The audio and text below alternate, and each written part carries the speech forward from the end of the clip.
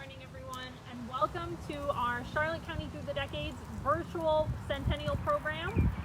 Today we are talking about the 1990s. The 1990s, I know we're so close to the current time in Charlotte County history, and we've come a long way. We'll have one more virtual program after this next month.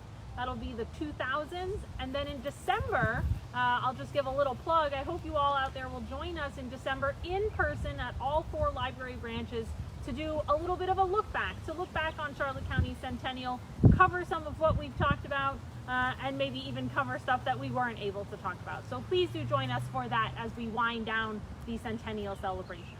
But today we are at the History Park in downtown Punta Gorda, right next to the Punta Gorda Library, and I am going to talk to you today a little bit about historic preservation in Charlotte County, particularly looking at some of the early preservation of historic buildings, like the one you see behind me here, and I'm going to get to that, and I'll tell you what that is if you don't already recognize it in just a little bit.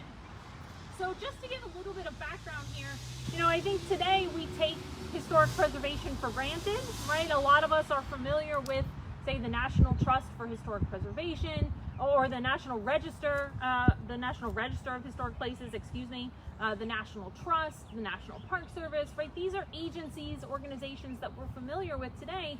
But if we go back to, say, the 1950s, 1960s, these organizations, well, the National Park Service exists, but a lot of these preservation entities don't exist.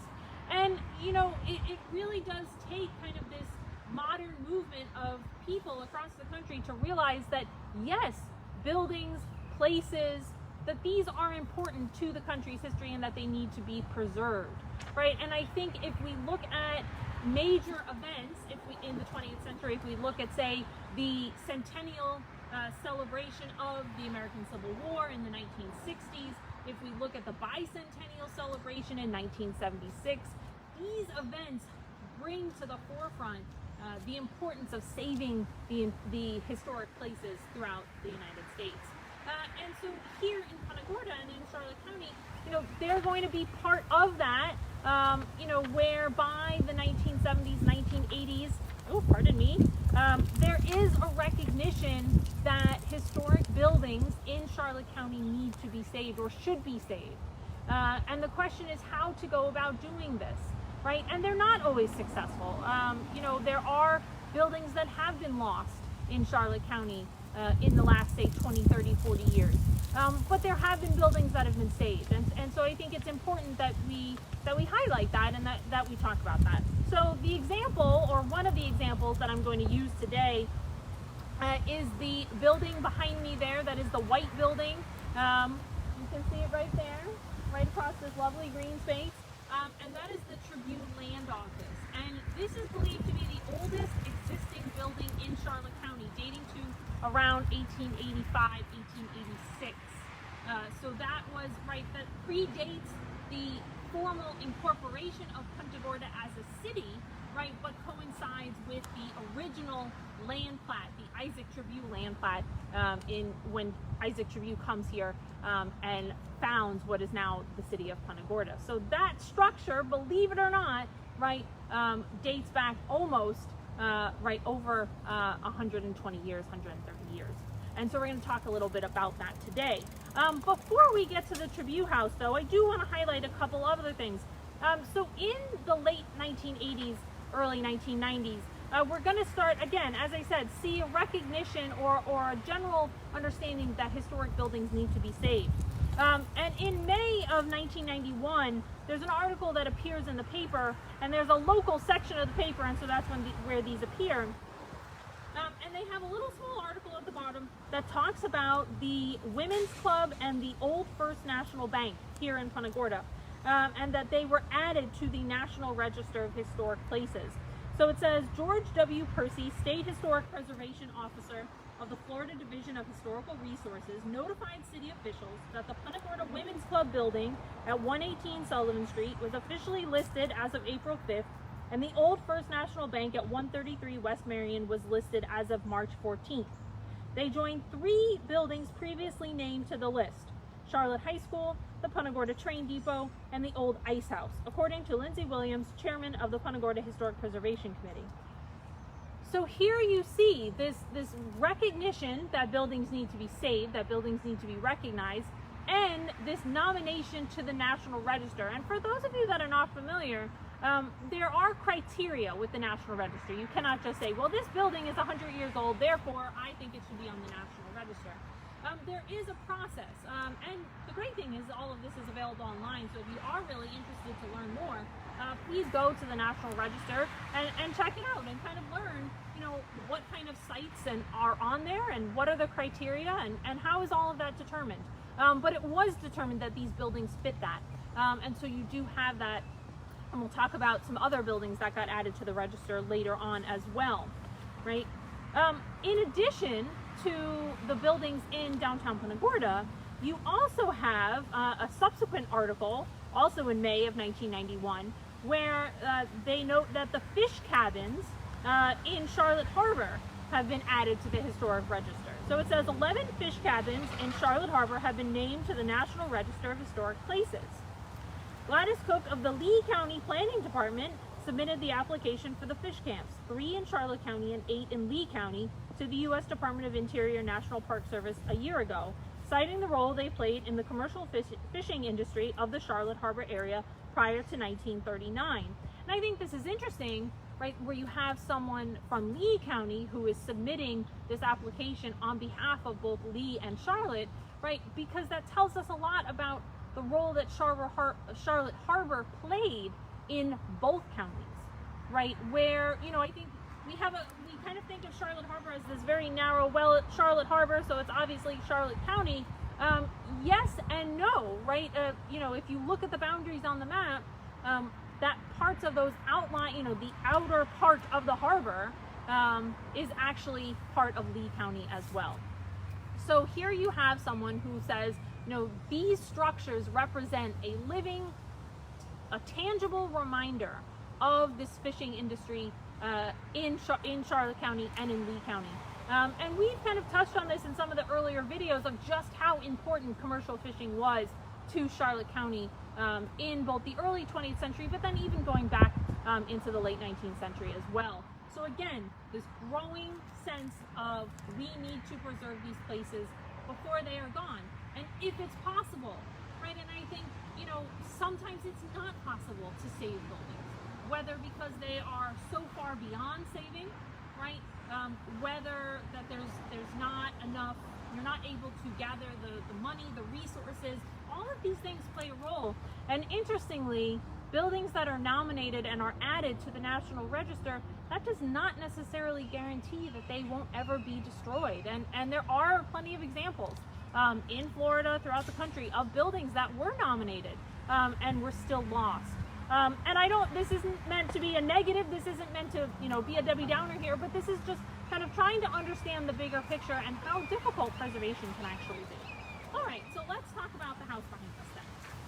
So the Isaac Tribune House, the land office, was originally not in this location. This is actually its third location after you have the original location, you have the initial move, and then you have the location here. So in June of 1991, the Sun announces that the Tribune House will be moved soon, right? And they have a little diagram, which is too small for me to include on our picture, on our camera here.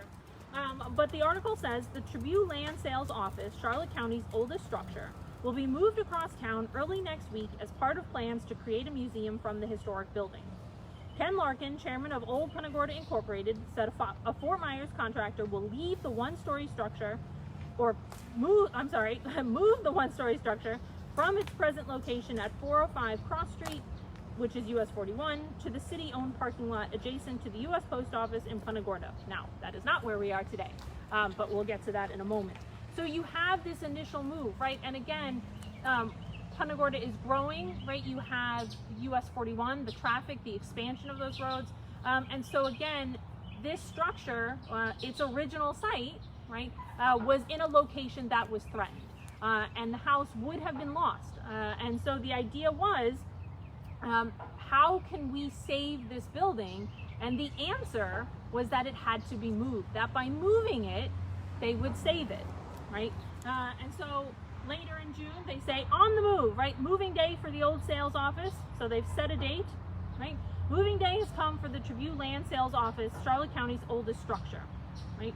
And then it goes through kind of similar to what the other article says. And then it says, once at the new location, the moving firm will build the foundation for the structure and then place it on the foundation by the end of the week. It will be towed slightly north of its present location along US 41, so the movers can use Retta Esplanade, wind around the north end of the Punta Gorda Mall, and link up again with Retta Esplanade directly in front of the mall beside the Charlotte County Chamber of Commerce building. They will then turn north on Nesbitt Street to the new site. Now, some of these places may not sound familiar, and that's because downtown Punta Gorda has changed since 1991. So some of these places that they're mentioning have either changed names or are no longer here, right? So again, this evolving physical environment that we're in, even just in the last, say, 20, 30 years. When the moving day arrives, so before we go any further, I did print out some large photos. These should be visible. This is the Tribune Land Office in its original location before the move. Okay, this is on Cross Street on US 41. That's the original location. And you can see it's a bit worn, right? It's showing its age there. This is an image of the move itself. So this was at around 4 in the morning on June 20th, 1991. And they're not trying to be clandestine here, but 4 in the morning, less traffic, right? There's less safety concerns for them to worry about. So you can see, sort of, that the house would have been jacked up and literally towed, right, down the road to its new location on the corner of Nesbitt and East Marion. And then they will have a new foundation put on, and then, as the article stated, it will open. They will have a dedication in the spring of 1992, and there it will sit until 2000. So, to talk a little bit about the park here and to understand kind of how this building ends up here. So the History Park was created as a means to save historic buildings in Punta Gorda. Again, sometimes the only method of saving buildings is to move them. And if moving them isn't an option, sometimes the buildings are lost. And there were examples of that prior to the Tribune House move in the 1980s, the Hector House. And unfortunately it was demolished in the 1980s, right? And so it was lost. With the Tribune House, which kind of, the move saves it temporarily, right? And then the work begins on the History Park in 1997. It opens in 1999 as an outdoor museum consisting of a collection of historical structures in a garden-like setting. And the Tribune Land Sales Office was moved here in 2000 as a permanent place for its preservation. And you can see, if you look at it today, compared to those photos I showed you, right, it looks great today. And it's very well preserved, and it's in this lovely setting. There are other buildings in this park if you would like to come check those out. In addition to the Tribune Land Sales Office, you have the Cigar Workers Cottage, which was established in the 1890s. You have the Price House from 1914, and then the Quednow Hyman House and the original town jail. And again, so these are deemed historic structures that are worthy of saving. And so again, it's a small area, but they have been brought here.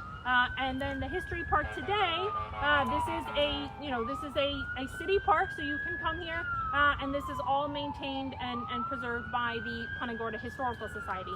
And you can go on their website. That's where I read that information, so you can go on their website and find out more about them. Now, before we close out today, there's a couple other buildings that I want to mention, or a couple other examples. And of course, we have the sirens coming here, so we might have to pause just a moment.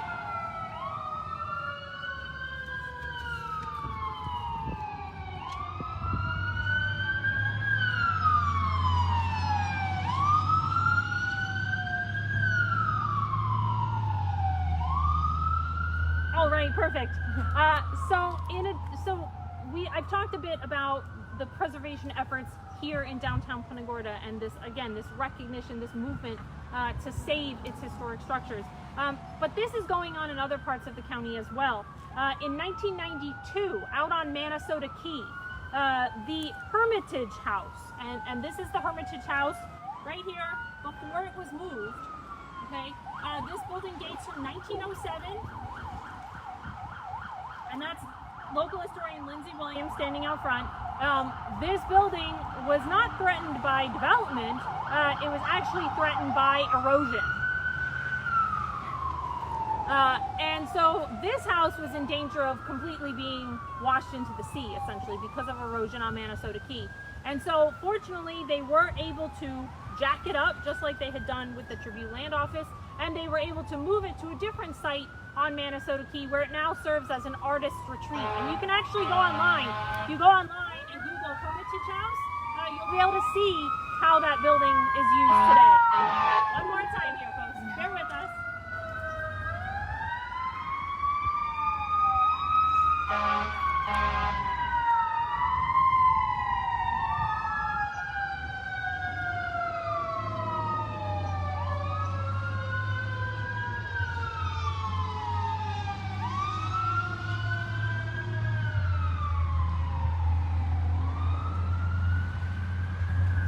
So these efforts in the 1990s, right, I think you can see that as kind of the modern preservation movement in Charlotte County, where you have these efforts across the county to preserve what buildings can be preserved. In El Zoebelein, in 1999, the old El Zoebelein Hotel and the Bean Depot, the old post office train depot, they were added to the National Register of Historic Places. And if you've never been out to El Zoebelein and the Bean Depot, you have to go. Great people, really fun place, and very well preserved. And they actually are moving forward with plans to reconstruct the old El Zoebelein Hotel. Unfortunately, it has suffered in its 100-year history. And so I believe the plan is for them to salvage what they can and reconstruct a smaller section of it. Which I think is great because they're keeping the memory of that history alive and timing it kind of with the Centennial of El Zoebelein, right, 1923, 1924. So in the next few years, right, there should be some great changes out there. Additionally, right, if we go back to kind of what this movement in the 90s does, right, again, galvanizing folks across the board. So we've got Punta Gorda, we've got Minnesota Key, we've got El Zoebelein. In the 2000s, kind of just going forward just a little bit, you have the relocation of the historic bunkhouse. We're just having all sorts of fun with the traffic today. The bunkhouse and the cookie house, both of these structures owned by Charlotte County were moved to their present locations. The bunkhouse is at the Cape Hayes Pioneer Trail off Gasparilla Road, and the cookie house is in Cedar Point Environmental Park across from Lemon Bay High. Those are in their current locations because they were threatened with development.